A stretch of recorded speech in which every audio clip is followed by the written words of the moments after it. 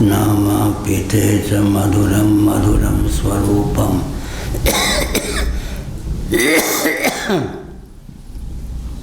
कर्मापिते च मधुरं मधुरा स्मृतिश्च बुद्धिं प्रबोधय प्रभो मधुबोधशक्तिं विद्यां प्रयच्छ परमां परिभावयामि।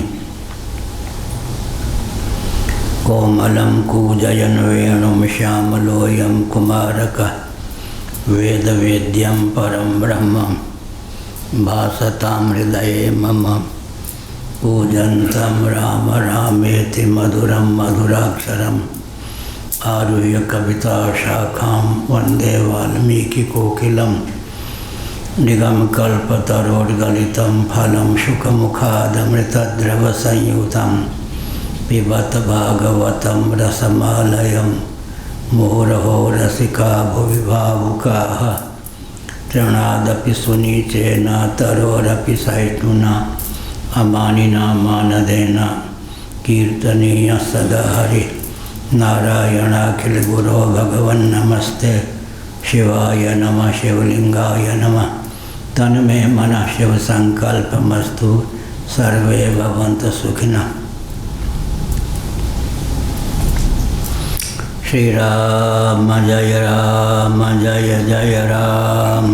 श्री राम जय जय राम। श्री राम जय जय राम। श्री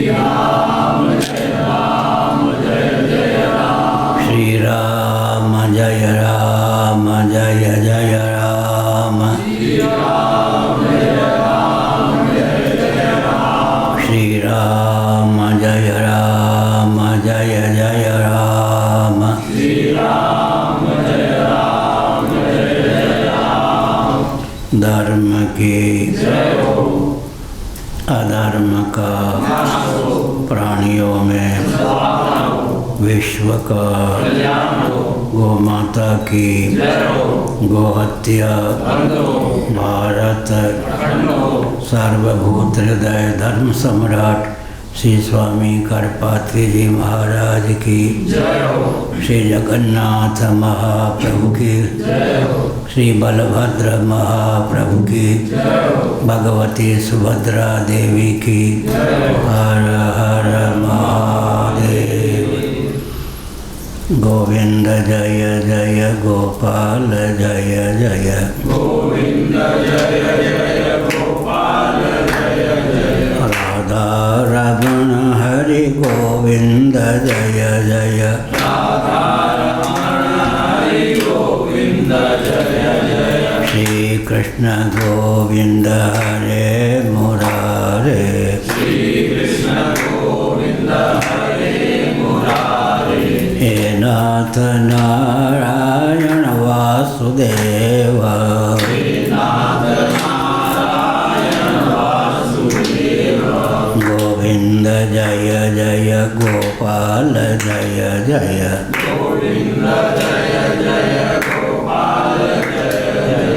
राधा रमण हरि गोविंद जय जय।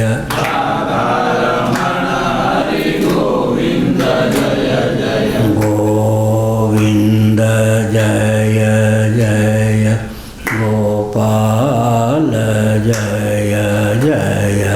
गोविंद जय जय गोपाल जय जय। राधा रमण हरि गोविंद जय जय। राधा रमण हरि गोविंद जय जय। गोविंद जय जय गोपाल जय जय। गोविंद जय जय गोपाल जय जय। राधा रमण हरि गोविंद जय जय। राधा रमण हरि गोविंद जय जय। श्री वृंदावन बिहारी लाल की जय। नमो महद्भ्य शंभो शिव शिव शिव शिव शिव शिव नारायण नारायण नारायण।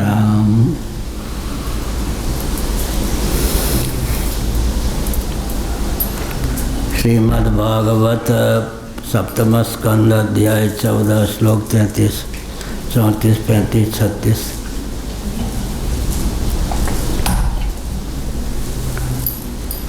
एते पुण्यतमा देशा हरेरर्चाश्रिताश्च ये तान् देशान् निसेवेत श्रेयस्कामो ह्यवीक्षणः। धर्मो यत्रेहितः पुंसां सहस्राधिफलोदय। पात्रं त्वत्र निरुक्तं वै कविभिः पात्रवित्तमयि। हरिरेवैकौर्वीशायन्मयं वै चराचरं। देवर्ष्यहर्षु वै सत्सु तत्र ब्रह्मात्मदादिषु। राजान्यदग्रपूजायां मतः पात्रतयाच्युतः। नारायण नारायण नारायण।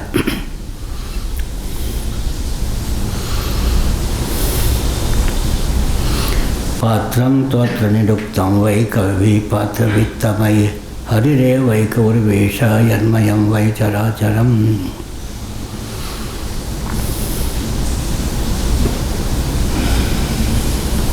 पवित्र क्षेत्र कौन कौन से हैं,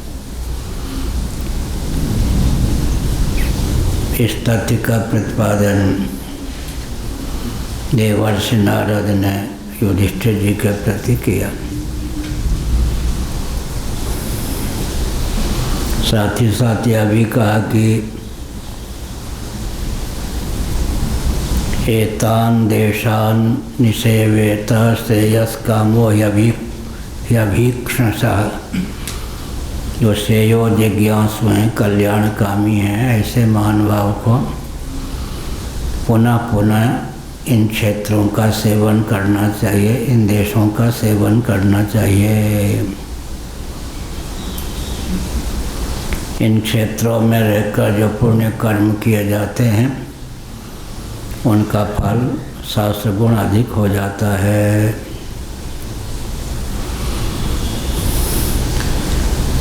पुण्य कर्म के विस्तारक होते हैं ये क्षेत्र।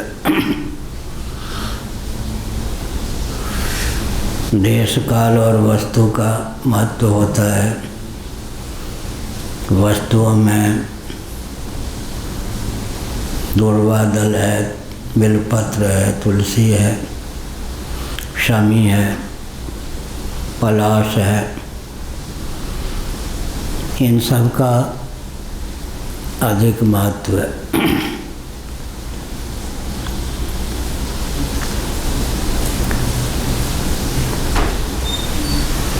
ऐसा ही देश माने क्षेत्र में काशी, मथुरा, हरिद्वार, प्रयाग, द्वारका आदि का बहुत महत्व है।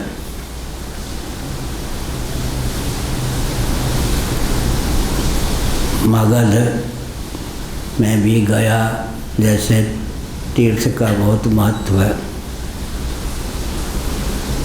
इन पवित्र क्षेत्रों में रहकर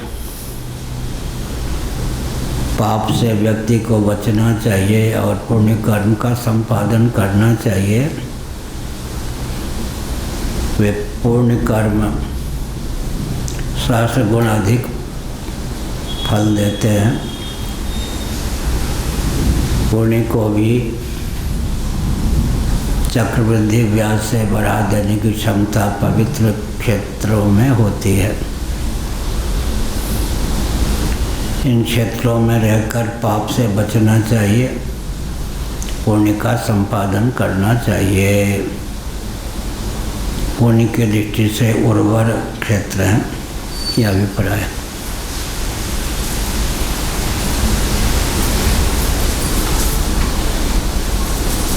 पात्रम तत्र निरुक्तम वै कवि पात्रवित्तमय हरिरे वै उर्वीश यन्मयम वै चराचरम।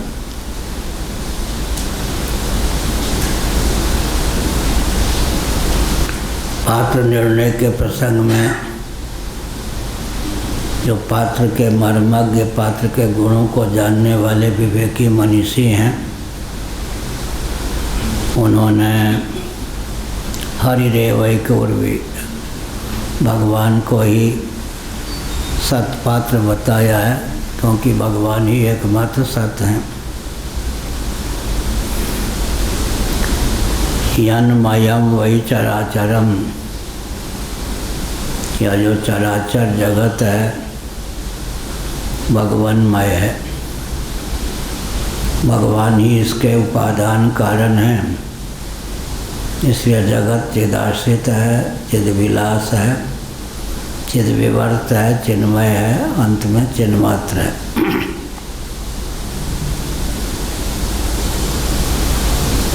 यह वेदांता प्रस्थान की अपूर्वता है कि जिसके अनुसार भगवान जगत के निर्माता ही नहीं, जगत के रूप में उल्लसित विलसित होने वाले इसके उपादान कारण भी सिद्ध होते हैं। भगवान ही निमित्त कारण है। तदैक्षता सईक्षां चक्रे सो कामयत बहु प्रजायेय तद, इन वचनों के आधार पर यह तथ्य सिद्ध है। और भगवान ही उपादान कारण सिद्ध हैं। बहुश्याम प्रजायेय तदात्मानम आदि वचनों के अनुसार सर्वम खलिदम ब्रह्म आत्मैवेदम सर्वम। सुनने के बाद फिर तदनुकूल मन को अभिमुख करने की भी आवश्यकता है। ऐसे ताम्रकार की कल्पना कीजिए जो स्वयं ही ताम्र और ताम्र पात्र के रूप में उल्लसित हो। भगवान ऐसे हैं तो स्वयं ही जगत के उपादान कारण होते हैं।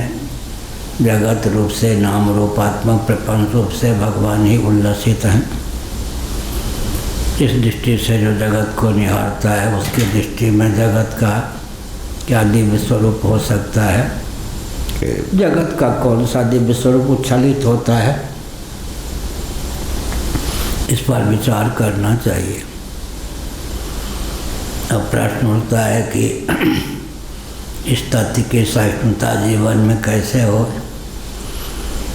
स्वप्नावस्था के अनुशीलन से यह तथ्य सिद्ध है कि आत्म तत्व से अधिष्ठित जो मन होता है वही स्वप्न में ग्राह्य ग्राहक भाव को प्राप्त होता है। मनोयोग से आत्मदेव ही स्वप्न में पृथ्वी, पानी, प्रकाश, पवन, आकाश, दिक्, काल, स्थावर, जंगम प्राणियों के रूप में अभिव्यक्त होते हैं। इसी प्रकार जो कुछ चराचर प्रपंच है, जगत है, भगवान का उल्लास विलास होने के कारण भगवत रूप ही है। हरिरेव जगत जगदेव हरि, हरि ही जगत हैं, जगत ही हरि है।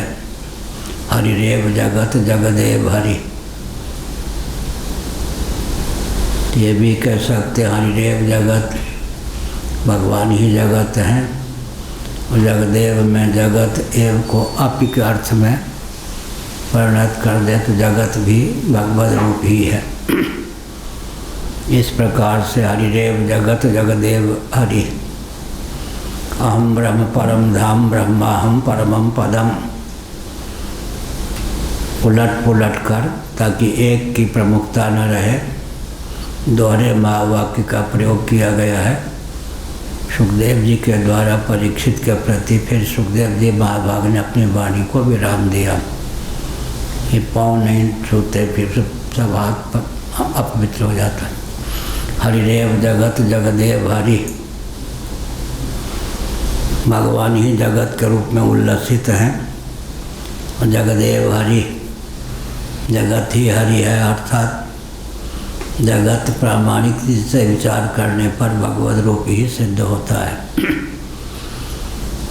लेकिन इसमें जो विचित्रता परिलक्षित है वो जीवों के शुभाशुभ कर्मों के कारण, जीवों के शुभाशुभ कर्मों को द्वार बनाकर भगवान स्वयं को सर्व रूपों में अभिव्यक्त कर लेते हैं। पृथ्वी, पानी, प्रकाश, पवन, आकाश, इन रूपों में भी भगवान ही उल्लसित हैं। जितने स्थावर जंगम प्राणी हैं सर्व रूप में भगवान ही उल्लसित हैं। इस प्रकार देश में भी पुण्य देश क्रियासार, वस्तुसार, भावसार और स्थानसार, देशसार भगवान ही सिद्ध होते हैं। विभूति का अर्थ यही होता है। क्रियासार का नाम विभूति है, वस्तुसार का नाम विभूति है, भावसार का नाम विभूति है। विभूति का अर्थ क्या है? सर्व रूपों में भगवान की ही अभिव्यक्ति है, परंतु ऐसा होने पर भी सर्वत्र सर्व रूपों में भगवान ही उल्लसित हैं। इस तथ्य की सहिष्णुता से ऐसा नहीं हो पाती। इसलिए जो जो दिव्य अभिव्यक्तियां हैं या जो जो दिव्य अभिव्यक्ति, उसमें पहले भगवत बुद्धि करनी चाहिए। गीता के 7वें अध्याय के अनुसार 9वें 10वें अध्याय के अनुसार, 11वें अध्याय के अनुसार, 15वें अध्याय के अनुसार जीव, जगत, जगदीश्वर तीनों रूपों में सच्चिदानंद स्वरूप ब्रह्म तत्व ही अभिव्यक्त है या स्फुरित है। एतान देशान निषेवेत श्रेयस कामो ह्यभीक्षणसः धर्मो ह्यत्रेहितः पुंसां शास्त्रादिफलोदयः। इन देशों का बार बार जो श्रेयस काम श्रेय को, कल्याण को चाहते हों, कल्याणकामी पुरुष हों, व्यक्ति हों, मनुष्य हों, उनको बार बार इन देशों का, क्षेत्रों का सेवन करना चाहिए। यहाँ रहकर पाप से बचना चाहिए, पुण्य कर्म का अनुष्ठान करना चाहिए। इन क्षेत्रों में रहकर जो पुण्य कर्म संपादित होते हैं शास्त्र गुण होकर फलीभूत हो जाते हैं, लौकिक उत्कर्ष पारलौकिक उत्कर्ष में हेतु होते हैं और परमात्मा की प्राप्ति का मार्ग भी प्रशस्त करते हैं।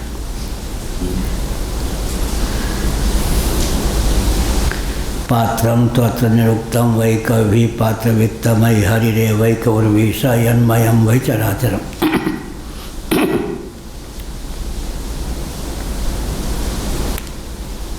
उर्वीश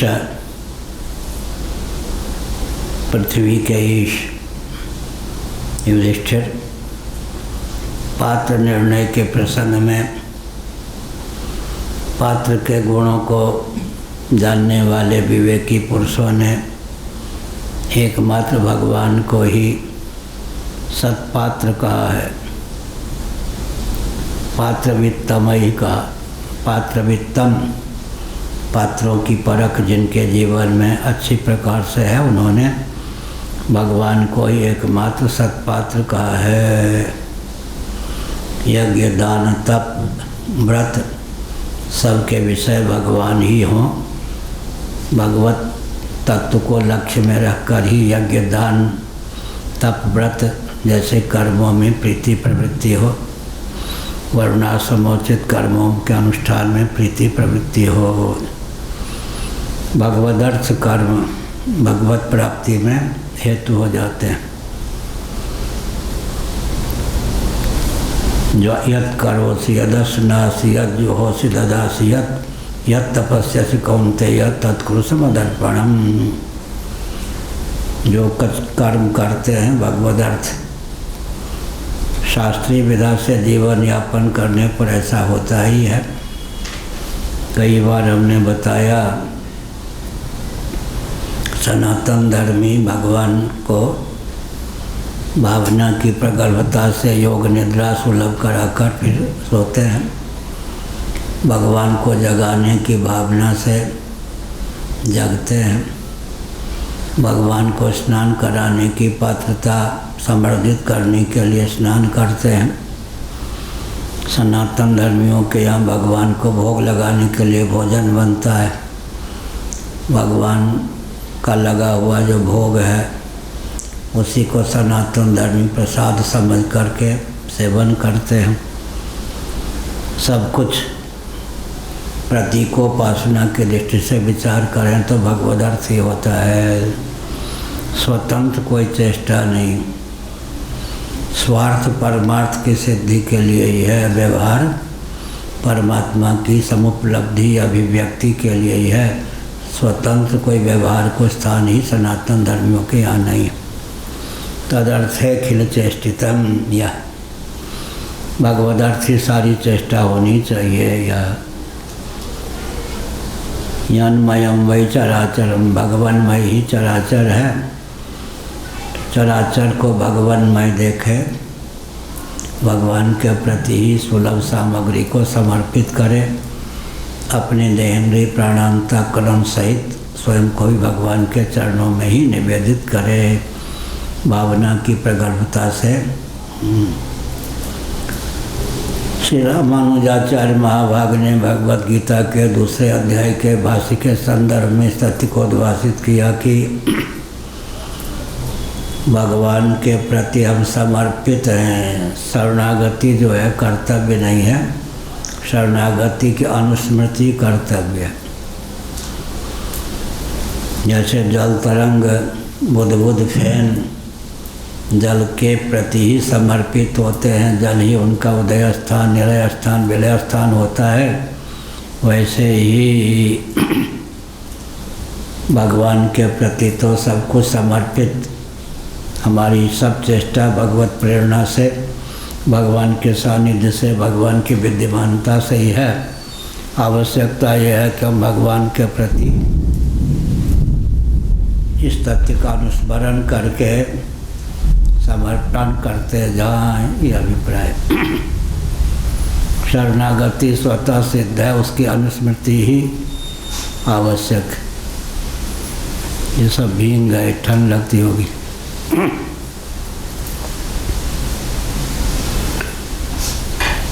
आज ये सोच रहे थे, सुन रहे भृगु जी, नैमिषारण्य में हम लोग थे।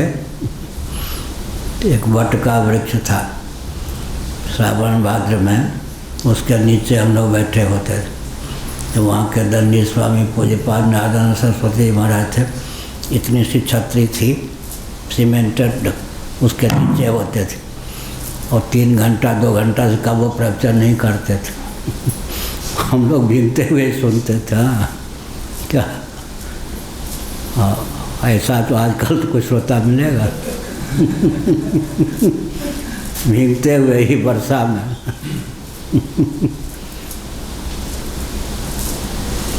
तो वो सब दिन गए। आजकल ऐसे संत के पास कौन रहेगा। वो 24 घंटे में 2 घंटे सोते थे मुश्किल से। मैं उनकी सेवा में था तो 24 घंटे में 1.5 घंटे सो पाता था। वो 2 घंटे सोते थे, मैं 1.5 घंटे सो पाता था। और फर्रुखाबाद गंगा तट का शरीर था उनका। फर्रुखाबाद के व्यक्ति जो उत्तर प्रदेश बहुत बोलते हैं, तो गंगा तट का हो तो और क्या कहना। फिर कायस्थ या ब्राह्मण हो तो कहना ही क्या। कायस्थ जहाँ के होते हैं, बोलने में बड़े निपुण होते हैं। कटक आदि के कायस्थ भी बोलने में बड़े निपुण होते हैं। तो वो तो ब्राह्मण शरीर के थे। गंगा तट फर्रुखाबाद कन्नौज के पास। तो वो रात के तख्त पर लेटते तो मैं नीचे लेटता, और 2 घंटे सोते तो मैं 1.5 घंटे में नींद खुल जाती। पता नहीं कब जग जाए महाराज। मान लो 12 बजे सुला दिया तो 1:30 बजे फिर 1:30 बजे से 5 बजे तक उपदेश करते थे। पूछते थे मैंने क्या कहा बताओ। फिर गोष्ठी में और लोग आ जाते थे आश्रम के, उसमें भी शामिल हो। 8 बजे तक, रात के 1:30 बजे से 8 बजे तक सोता, फिर 10 बजे से लेकर 12 बजे तक सोता, फिर 4 बजे से लेकर रात के 8 बजे तक सोता। तो यह वर्षा में भीगते हुए ही प्रवचन हम लोग सुनते थे। हाँ, वहाँ कोई चप्पल नहीं पहन सकता था, नंगे पाँव रहिए या खड़ाऊ पहन कर रहिए। पात्रम त्वत्र निरुक्तम वै पात्र वित्तमयि हरिरेवै कौर्वीसा यन्मायम वै चराचरम। ये युधिष्ठिर, भगवान ही एकमात्र सत्पात्र हैं।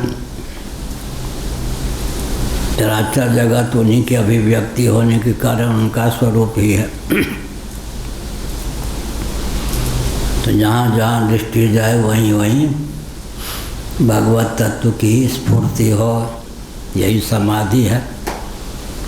व्यवहार दशा में समाधि का यही स्वरूप है। देवर्ष्यर्हसु वै सत्सु तत्र ब्रह्मात्मजादिषु राजन्यदग्र पूजायां मतः पात्रतया अच्युतः। अच्युत भगवान का नाम।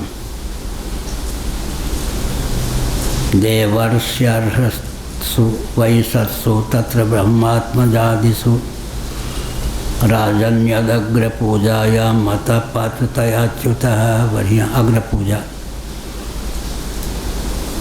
हाथ कंगन को आरसी किया, तुमने जो यज्ञ किया उसी की बात है। देवता ऋषि सिद्ध सनकादिकों के रहने पर भी अग्र पूजा के लिए भगवान श्री कृष्ण को ही पात्र समझा गया। देवों के भी देव, ऋषियों के भी ऋषि, सिद्धों के भी सिद्ध, योगिंद्र मुनिंद्र अमलात्माओं के भी पूज्य भगवान बन सबके श्री कृष्ण ही हैं। उन्हीं की पूजा की गई, उन्हीं को पूजन का पात्र माना गया। यह है पात्रतयाच्युतः, भगवान ही पात्र हैं। मनियत एक राम के नाते अच्युत भगवान। हे अच्युत, हे अनंत, हे गोविंद। स्वरूप स्वभाव और प्रभाव से जो कभी च्युत नहीं होते उन्हीं का नाम अच्युत है। भगवान स्वरूप से भी अच्युत है, स्वभाव से भी अच्युत है और प्रभाव से भी अच्युत हैं। अच्युत है। हे अच्युत, हे अनंत, हे गोविंद। शिव शिव जपत परमानंद। हे अच्युत, हे अनंत, हे गोविंद। शिव शिव जपत परमानंद। अच्युत, गीता में 3 बार अच्युत शब्द का प्रयोग प्राप्त है। अच्युत कहकर भगवान को 3 बार अर्जुन ने संबोधित किया। अर्जुन ने अपनी वाणी को अच्युत कहकर ही खोला, बोलना प्रारंभ किया भगवान के सामने। तो अच्युत कहकर स्वचक्षु संपन्न अर्जुन ने अच्युत कहा। फिर दिव्य चक्षु संपन्न अर्जुन ने भगवान को अच्युत कहा। फिर ज्ञान चक्षु संपन्न भगवान को अर्जुन ने अच्युत कहा। सेनयोरुभयोर मध्ये रथम स्थापयाम्यच्युत। अच्युत कहकर ही वाणी को अभिव्यक्त किया। एकोऽथवाप्यच्युत, दिव्य चक्षु संपन्न अर्जुन ने नष्टो मोहस्मृतिर्लब्धा त्वत्प्रसादान् मयाच्युता, वाणी को विराम भी दिया तो अच्युत कहकर। ज्ञान चक्षु संपन्न अर्जुन तो एक हैं लेकिन चक्षु 3। स्वचक्षु संपन्न, दिव्य चक्षु संपन्न, ज्ञान चक्षु संपन्न। अर्जुन के 3 भेद हो जाते हैं, दृष्टि भेद से, व्यक्ति भेद से नहीं। स्वचक्षु संपन्न अर्जुन ने अच्युत कहा भगवान को। दिव्यम ददामि ते चक्षु, फिर दिव्य चक्षु संपन्न अर्जुन ने भगवान को अच्युत कहा। फिर नष्टो मोहस्मृतिर्लब्धा मत त्वत्प्रसादान् मयाच्युत, ज्ञान चक्षु संपन्न अर्जुन ने भगवान को अच्युत कहा। 3 चक्षु हैं। अब प्रश्न उठता है कि हम लोगों को दिव्य चक्षु ज्ञान चक्षु सुलभ है या नहीं? स्वचक्षु तो है ही। हम उदाहरण देते हैं, जब किसी पुरुष को व्यक्ति पिता समझता है तो किस किस चक्षु का उपयोग होता है? ज्ञान चक्षु सहकृत दिव्य चक्षु भावित स्वचक्षु के द्वारा व्यक्ति किसी पुरुष को पिता समझता है। किसी स्त्री को जब माता समझता है तो ज्ञान चक्षु सन्निहित दिव्य चक्षु भावित स्वचक्षु के द्वारा किसी स्त्री को माता समझता है। 3 चक्षु है ना। जागृत में जितना व्यवहार होता है ज्ञान चक्षु सन्निहित दिव्य चक्षु भावित स्वचक्षु के द्वारा, स्वप्नावस्था में ज्ञान चक्षु सन्निहित दिव्य चक्षु के द्वारा ही व्यवहार होता है। कर्मेंद्रियाँ ज्ञानेंद्रियाँ सो जाएं, अंतःकरण अर्धनिद्रित हो जाए, तब स्वप्नावस्था की प्राप्ति होती है। स्वप्नावस्था में स्वभाव से हमको दिव्य चक्षु की प्राप्ति होती है। सुषुप्ति अवस्था में ज्ञान चक्षु स्वभाव से सुलभ होता है, जिस ज्ञान चक्षु के द्वारा हम अज्ञान और सुख का अनुभव करते हैं सुषुप्ति में। लेकिन दिव्यम ददामि ते चक्षु न तो माम शक्य से द्रष्टुमनेनैव स्वचक्षुषा दिव्यम ददामि ते चक्षु पश्य मे योगमैश्वरम। जिन जिन विभूतियों का भगवान ने वर्णन किया, अर्जुन ने कहा आपकी वाणी सत्य है, मुझे कोई संदेह नहीं। आजकल की भाषा में आपने डिंग हाँका नहीं, वस्तु स्थिति का ही प्रकाश किया है। वस्तु स्थिति का प्रकाश हो जाता बीच बीच में। वस्तु स्थिति का ही प्रकाश किया है। लेकिन अगर आप समझते हैं कि अर्जुन अधिकृत है, अधिकारी है, तो कृपा करके जिन जिन विभूतियों का वर्णन किया है उन समग्र विभूतियों से मंडित अपने कमनीय वर्णीय सर्वाश्चर्यमय विराट स्वरूप का मुझे दर्शन करा दीजिए। क्या भगवान ने कहा ठीक है, देखो अर्जुन, इस मेरे श्री कृष्ण विग्रह में ही जिन जिन विभूतियों का मैंने वर्णन किया है वो सब सन्निहित हैं, और जिन विभूतियों का नहीं वर्णन किया, क्योंकि मेरी विभूतियाँ तो अनंत हैं, असंख्य हैं, और भविष्य के बारे में भी कोई कुतूहल हो कि युद्ध का परिणाम क्या होगा, वो सब देख सकते हो। मेरा विश्वरूप तैयार है, देखो देखो देखो। अर्जुन आँख फाड़ कर देखने लगे। भगवान ने कहा नहीं, दिव्य चक्षु के बिना मेरे विराट स्वरूप का दर्शन नहीं कर सकते। अपने श्री विग्रह में ही दिव्य चक्षु के प्रभाव से अर्जुन को उस विराट स्वरूप का दर्शन कराया। यच्चान्य द्रष्टुमिच्छसि, अपनी ओर से भी कुछ और देखना चाहते हो कि युद्ध में किसकी जय होगी किसकी पराजय होगी, वो सब भी देख सकते हो। दिव्य चक्षु सामान्य रीति से हम लोगों को दिव्य चक्षु की प्राप्ति होती है स्वप्न में। स्वप्न में तो कर्मेंद्रिय ज्ञानेंद्रिय की पहुँच नहीं है, तो उस समय जो कुछ अनुभव होता है दिव्य चक्षु के द्वारा ही। और अंतःकरण के भी सुप्त हो जाने पर सुसुप्ति में जो अज्ञान और सुख का अनुभव होता है वो ज्ञान चक्षु से ही। लेकिन विशेषकर भगवान की विभूतियों से मंडित जो भगवान का कमनीय वर्णीय सर्वाश्चर्यमय विराट स्वरूप है, उसका दर्शन तो दिव्य चक्षु के द्वारा हो सकता है। भगवान तो व्यापक हैं, लीला सौख्य की अभिव्यक्ति के लिए श्री रामकृष्ण आदि रूपों में परिच्छिन्न सरीखे परिलक्षित होते हैं, लेकिन परिच्छिन्न सरीखे भगवत विग्रह का कोई क्षेत्रफल मापने जाएं, कितने मीटर लंबा कितने मीटर चौड़ा, संभव नहीं। लीला सौख्य उलूखल बंधन, रस्सी से रज्जु बंधन। भगवान अपरिच्छिन्न होकर भी लीला सौख्य की अभिव्यक्ति की भावना से परिच्छिन्न सरीखे परिलक्षित होते हैं। इसका अर्थ नहीं कि भगवान परिच्छिन्न होते हैं। अनुग्रह पूर्वक ही बंध गए, नहीं तो यशोदा की रस्सी तो छोटी पड़ गई, पड़ोसियों ने रस्सी ला कर दिया, वो भी छोटी पड़ गई। इसलिए अनुग्रह पूर्वक भगवान परिच्छिन्न सरीखे परिलक्षित होते हैं। वास्तव में तो सगुण साकार विग्रह भी अपरिच्छिन्न ही होता है, यह अभिप्राय।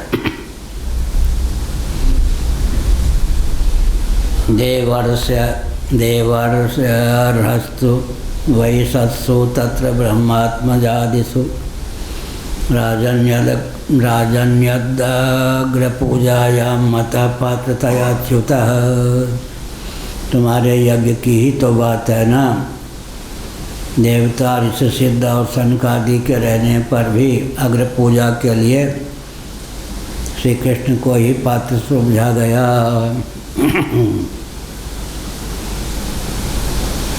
उस समय भी समर्थन न करने वाला कोई था ही।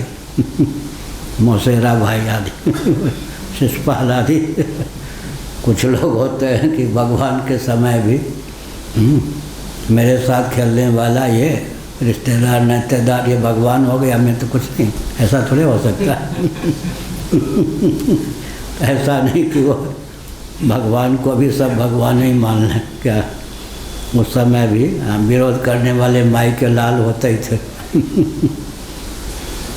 दुर्योधन ने क्या कहा, पिताजी आप बड़े भावुक हैं, ये लोग आकर के आपकी बुद्धि को बिगाड़ देते हैं। आप श्री कृष्ण को भगवान समझते हैं, मैं भी जादूगर हूँ, वो भी जादूगर है। मैं जल में डुबकी लगा लूँ, स्तंभित होकर के जल को स्तंभित कर दूँगा, कर देता हूँ, लोगों को पता भी नहीं चलता इसके अंदर कोई व्यक्ति है। दूर के ढोल सुहावने, लोगों ने आपकी बुद्धि को बिगाड़ दी है। कृष्ण कृष्ण कह करके आप उसको सब कुछ समझते, मुझे कुछ समझते नहीं क्योंकि मैं आपका बेटा हूँ। ऐसा मत समझिए, वो भी जादूगर है, मैं भी जादूगर हूँ। 19-20 का अंतर हो सकता है। हो सकता है वही 19 हो, मैं ही 20 हो। ठीक है।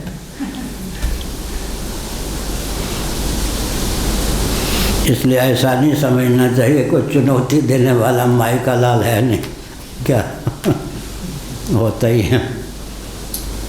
कल कहा ना, दुर्जनों की आवश्यकता क्यों है। दुर्जन ही सज्जनों की सज्जनता को अभिव्यक्त कर पाते हैं, और सज्जनों की आवश्यकता क्यों है। दुर्जन की दुर्जनता सज्जनों के रहने पर ही व्यक्त होती है। इसलिए गीता के 16वें अध्याय के अनुसार दुष्टों की भी आवश्यकता है, सज्जनों की भी आवश्यकता है। कहो पवन जी, दुष्ट ना हो तो सज्जनों की सज्जनता पूर्ण रूप से किस पर अभिव्यक्त हो। गाली देने वाला ना हो तो सामने वाला व्यक्ति कितना क्षमाशील है, इसका पता कैसे चले। इसलिए दुष्ट भी जो हैं क्या करते हैं, सज्जनों की सज्जनता के अभिव्यंजक संस्थान। सज्जन न हो तो दुष्टों की दुष्टता किस पर कारगर हो। इसलिए सज्जन दुर्जन ये तो रहते ही हैं, कभी कम कभी ज़्यादा। ऐसा नहीं कि सब दुर्जन ही दुर्जन हो, ऐसा नहीं कि सब सज्जन ही सज्जन हो, क्योंकि सज्जनों की सज्जनता के अभिव्यंजक संस्था दुर्जन ही है। तो मनोविज्ञान है। कल लोग चौंक गए थे। सज्जनों की सज्जनता ही दुष्टों का जीवन है। दुष्टों को व्यक्त करने वाले कौन है, सज्जनों की सज्जनता के अभिव्यंजक संस्थान दुष्ट हैं और दुष्टों की दुर्जनता के अभिव्यंजक संस्थान सज्जन हैं क्या। इसलिए दोनों गीता के 16वें अध्याय में यह वृक्षों में भी कुछ ऐसे दुष्ट वृक्ष होते हैं, विदेशों में यंत्रों के द्वारा उनको काटा गया, कुछ भले ही शेष हो, अगर उनकी छाया में व्यक्ति पहुंच जाए चिपक करके उसे रक्त को पी लेते हैं, उसको सब बना के छोड़ देते हैं। विदेशों में ऐसे भी वृक्ष हैं जिनके नीचे जाते ही व्यक्ति मर जाता है, कार्बन डाइऑक्साइड को छोड़ने वाले वृक्ष भी होते हैं। इसलिए वृक्षों में भी अश्वत्थ इत्यादि दैवी संपत्ति के वृक्ष हैं। बहुत से ऐसे वृक्ष हैं जो जीवनी शक्ति, प्राण शक्ति इत्यादि का भी अपहरण कर लें। मैं पैदल घूम रहा था, छोटी आयु थी, एक मंदिर पर सूर्यास्त के बाद, गांव में किसी के घर पर रुकता नहीं था शहर में, गांव के बाहर एक मंदिर दिखाई पड़ा छोटा सा, वहाँ रुक गया। लोग हनुमान जी की मूर्ति वहाँ थे, लोग आरती वारती करके चले गए। आरती वारती करके उन्होंने पूछा, आप संत वेश में हो, छोटी आयु है, भूखे होगे, हमारे यहाँ चल के भोजन करो। हमने कहा हम तो ब्राह्मण कुल के हैं, ब्रह्मचारी हैं, स्वयं बना के पाते हैं या कोई पवित्र ब्राह्मण मिल जाता है उसके घर का भोजन कर लेते हैं।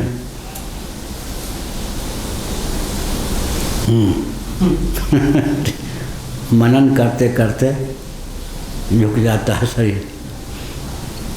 तो वो सब, उनमें से कोई ब्राह्मण आदि नहीं थे। ठीक है, मैं यहीं आपको रोटी अपने घर से ला के देता हूँ। रोटी दे दी, सब्जी दे दी। जाति छिपाते रहे, हमने पा लिया, सारा शरीर काला हो गया रात में ही एकदम। हमने सोच लिया कि जिनके घर का भोजन नहीं पाना चाहिए उन लोगों ने धोखा दे के भोजन पवा दिया, पूरा शरीर काला हो गया। पैदल चलते चलते सकरवा एक गांव है, वहाँ एक बहुत विशाल सरोवर के तट पे आया। एक पीपल का वृक्ष था गांव के बाहर। मैं बहुत अच्छा पहले तैराकी था, कुश्ती लड़ने में भी बहुत माहिर था, कबड्डी खेलने में माहिर था, फुटबॉल में बहुत ऊंचा खिलाड़ी था, पढ़ने में तो था ही तेज। तो एक पीपल का वृक्ष बिल्कुल नदी के तट पर, उसका बहुत साम नदी में ही, नदी नहीं सरोवर में, उसके सहारे पानी में कूदा, तैरा, फिर आ गया। वो जो काला शरीर था सब यथावत हो गया। देखो पानी का असर पड़ा नहीं, भोजन का। एक के यहाँ का भोजन पाया, पूरा शरीर काला हो गया, विकृत। और एक सरोवर में स्नान किया तो पूरा शरीर यथावत हो गया। तो अन्न का जल का प्रभाव पड़ता है या नहीं? अन्न का प्रभाव वो पड़ा, जल का प्रभाव ये पड़ा।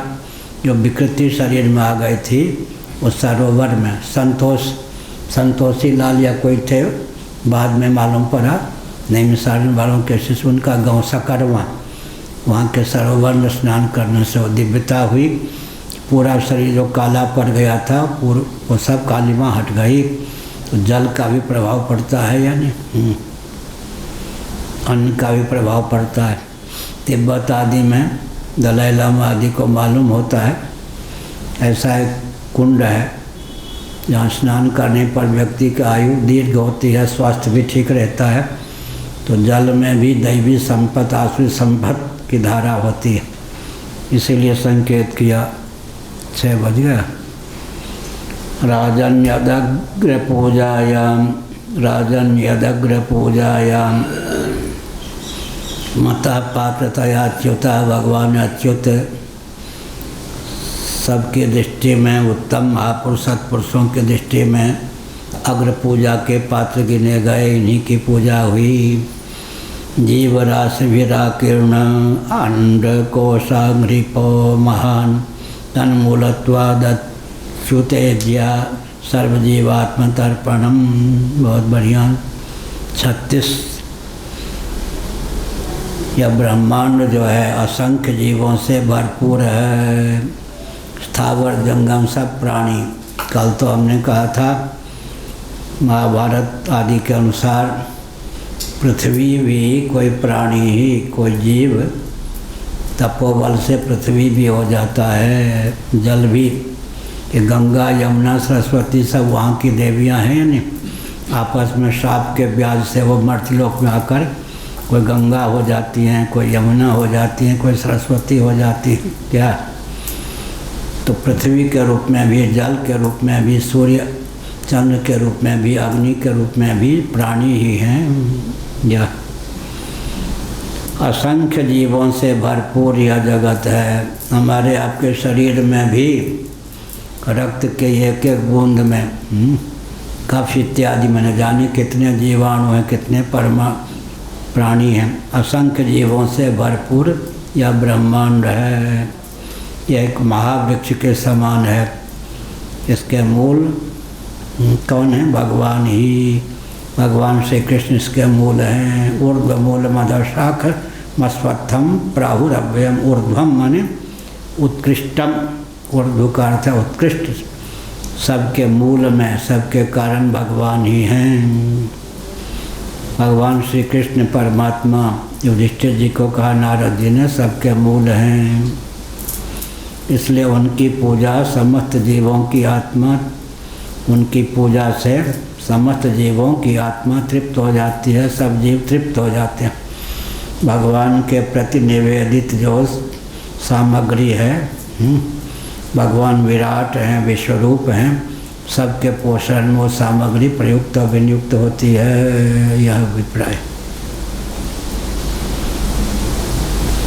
भगवान को समर्पित कर दें। भगवान तो विराट हैं, भगवान को दिया हुआ जो है सबको देने के बराबर है, अपने को भी देने के बराबर है। भगवान तो तृप्त हैं, भगवान विराट हैं, भगवान को देने पर सबका पोषण हो ही जाता है। उनकी पूजा से समस्त जीवों की पूजा हो जाती है, सब जीव तृप्त हो जाते हैं। श्री राम जय राम जय जय राम, श्री राम जय राम जय जय राम, श्री राम जय राम जय जय राम, श्री राम जय राम जय जय राम, श्री राम जय राम जय जय राम, श्री राम जय राम जय जय राम। धर्म की अधर्म का प्राणियों में विश्व का, गौ माता की गोहत्या, भारत सर्वभूत हृदय धर्म सम्राट स्वामी श्री करपात्री जी महाराज की, श्री जगन्नाथ महाप्रभु की, श्री बलभद्र महाप्रभु की, भगवती सुभद्रा देवी की। हर हर। आज के पाठ पर कोई प्रश्न हो तो पूछ सकते हैं 5-7 में। जो उनके पाठ में जो संपद उपासना जो थी, ब्रह्म के संदर्भ में संपद उपासना क्या थी? 1-2 पंक्ति बोलिए। वो उसका उसमें था वो पंक्ति जाने नहीं क्या था?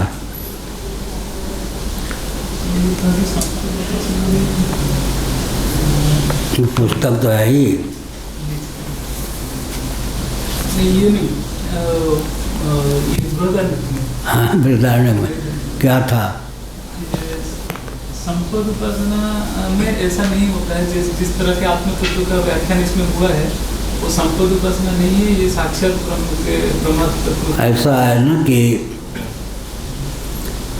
किसी वस्तु में भगवान की भावना की, भगवान के किसी के गुण की भावना की, तो एक आंशिक उपासना ही भगवान की सिद्ध हुई।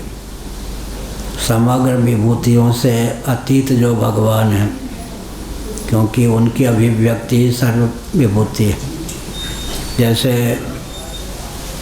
किसी एक गुण की भावना की, तो उस गुण का हमारे जीवन में आधान हो जाएगा, और समग्र उपासना की तो समग्र गुणों का आधान होगा। यह हुआ आंशिक उपासना और पूर्ण उपासना, यह हुआ। और कोई प्रश्न? जैसे गुण की उपासना होती है और एक प्रतीक लेकर के प्रतीकोपासना, मातृदेवो भव, पितृदेवो भव, आचार्य देवो भव। देव शब्द अनुगत है, माता पिता आचार्य अतिथि अलग अलग हैं।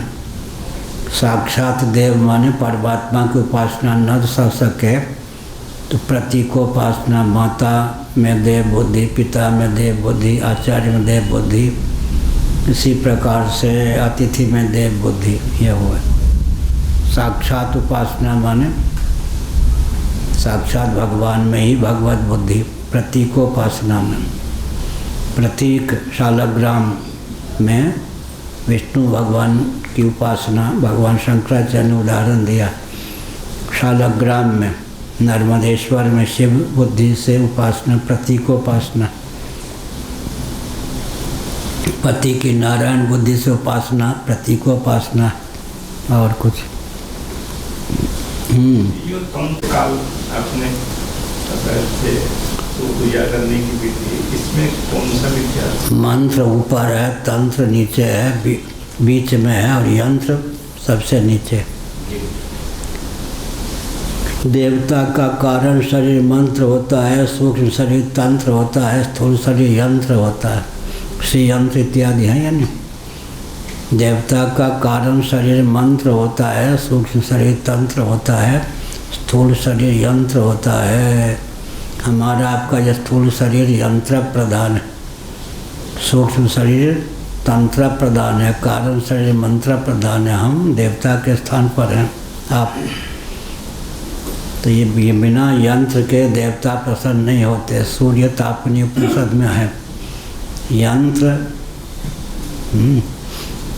यंत्र होता है, उसके मूल में तंत्र होता है, उसके मूल में मंत्र होता है। आधुनिक शैली में बोले फिर एक महायंत्र होता है। आधुनिक शैली में बोले तो अनुगत सिद्धांत का नाम मंत्र है। अनुगत सिद्धांत का नाम मंत्र है। उसे यंत्र तक पहुंचाने के प्रोसेस मेथड विधा का नाम तंत्र है, और जिसके द्वारा उत्पत्ति स्थिति संहार निग्रह अनुग्रह संगत पंचकृत्य में एक या एकाधिक कृत्य का निर्वाह हो, उसका नाम क्या है? यंत्र। यंत्र और महायंत्र माने वैकल्पिक प्रज्ञा शक्ति प्राण शक्ति का आधान जब किसी यंत्र में कर देते हैं तो उसका नाम महायंत्र हो जाता है। जैसे कि आजकल कार में यात्रा करें, उसमें चेतावनी आती रहती, आगे मोड़ है, आगे सीधा मार्ग है, ऐसे टेढ़ा मार्ग है। तो यंत्र में वैकल्पिक जो प्रज्ञा शक्ति प्राण शक्ति का आधान कर देते हैं, तब यंत्र ही महायंत्र हो जाता है। महायंत्र के आविष्कार का सिद्धांत क्या है? श्रम की बचत, सहयोगी की बचत, सामग्री की बचत, वस्तु अधिक से अधिक उत्पन्न हो, खपत भी अधिक से अधिक उत्पन्न हो। आवश्यकता आविष्कार की जननी है, इसलिए यंत्र को महायंत्र वैकल्पिक प्रज्ञा शक्ति प्राण शक्ति से युक्त कर देना, यंत्र को महायंत्र का रूप देना है। और हो गया। गुरुदेव, आप अभी जो बोले सोने के वक्त दिव्य चक्षु का स्वप्न में रहता है, तो उसमें कर्मेंद्रिय और ज्ञानेंद्रिय सुप्त अवस्था में रहता है। इसलिए अगर एक व्यक्ति मन को साध कर कर्मेंद्रिय और ज्ञानेंद्रिय को अपने हिसाब से वश में कर लेगा तो क्या हर वक्त दिव्य चक्षु से देख सकता है?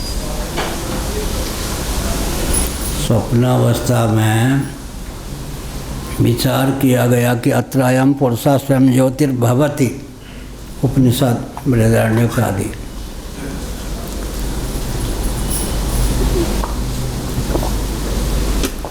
आत्मा तो तीनों अवस्थाओं में ही स्वप्रकाश, लेकिन आत्म तत्व स्वप्रकाश है, मैं स्वप्रकाश हूँ। इस तथ्य का निर्णय, इस तथ्य में आस्था के लिए स्वप्नावस्था का अनुशीलन अपेक्षित है, क्योंकि इस समय जागृत में तो बाहरी प्रकाश भी हैं, सूर्य चंद्र इत्यादि के, कर्मेंद्रियाँ भी हैं, ज्ञानेंद्रियाँ हैं, ये शामिल वजह है। सुसुप्ति में अभान हो जाता है। स्वप्नावस्था में जो है कर्मेंद्रियों की ज्ञानेंद्रियों की पहुँच नहीं। अगर कर्मेंद्रियाँ ज्ञानेंद्रियाँ हुई ही तो जागृत अवस्था होगी। उस समय स्वप्नावस्था में जो कुछ होता है, जागृत दशा में विचार करें तो आत्मा की स्वप्रकाशता का स्फुट निर्णय स्वप्नावस्था के अनुशीलन से हो सकता है। या जगत की उत्पत्ति का रहस्य जानना हो तो स्वप्नावस्था का अनुशीलन करें। स्वामी राम तीर्थ ने लिखा, स्थिति का रहस्य जानना हो तो जागृत अवस्था का अनुशीलन करें, संभार का रहस्य जानना हो तो सुसुप्ति का अनुशीलन करें। और कुछ हर हर महादेव। जगतगुरु शंकराचार्य भगवान की जय हो। धर्म की जय हो। अधर्म का नाश हो।